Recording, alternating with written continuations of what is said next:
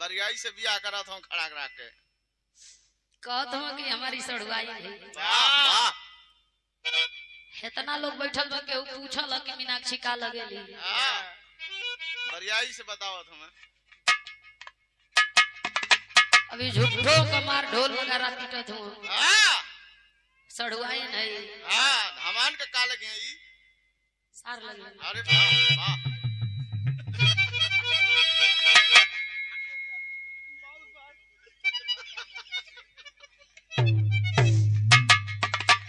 अच्छा वो तो देखा थे तो हाई ढेर नाइल ई का लगे लहुआ ये परिचय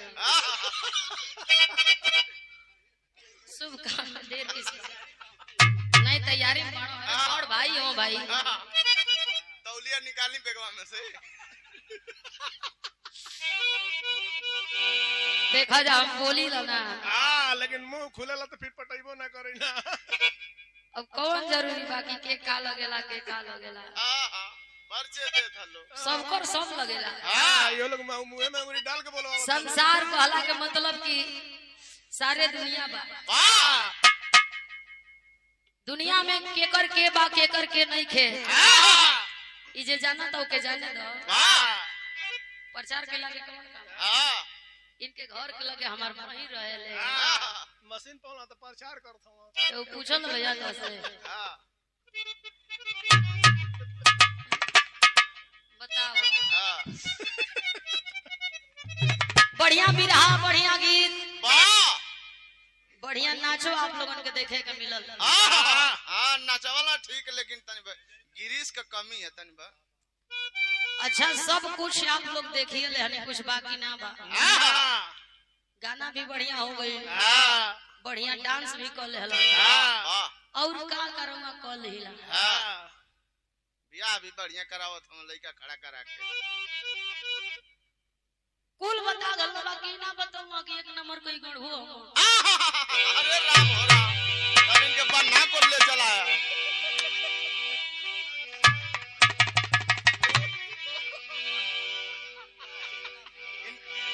इनके देवारा धारा बता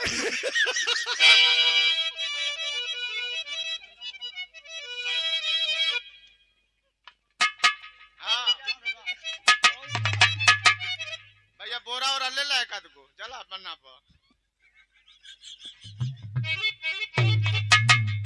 ठीक बा एगो गीत बजा दो। वाह वाह बड़ी गर्मी बा आवा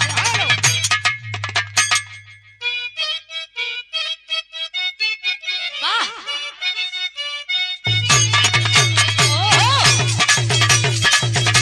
क्या बात है।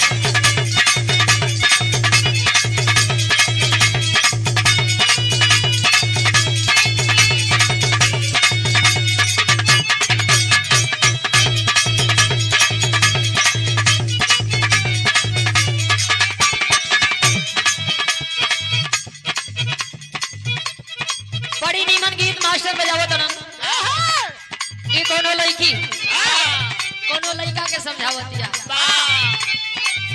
प्यार कैले बिया का कहल जावा का बतावल जावे भैया। एक घड़ी का प्यार ड्रामा पार्टी में जो राजा खड़वन वाला रोल लेता ओ सब तनिको कम नहीं थे। को घड़ी प्रेमी रोई या को घड़ी प्रेमी चुप हो जाई को घड़ी प्रेमी हंसे लागी। अच्छा एगो रहत तो कहू के फैशन का दौर है गारंटी की इच्छा ना करे ना एक्स्ट्रा स्टेपनी मेहरारू तो घर में बटले बा एगो फैशन में बहरों वाली चाहिए टाइम पास। लड़कियां समझावा दिया लड़का से कह दिया ए सोना रोहन खराब हो गई बा एकर सुधार करो। देखा था नहीं कि प्यार हमसे अब मजा कोई जगह ये आदत ठीक नहीं थे लाल जैया धरा जी बताइए तुरा जाइए मसिया खींच दिया सा आदत सुधार लो। लड़कियां का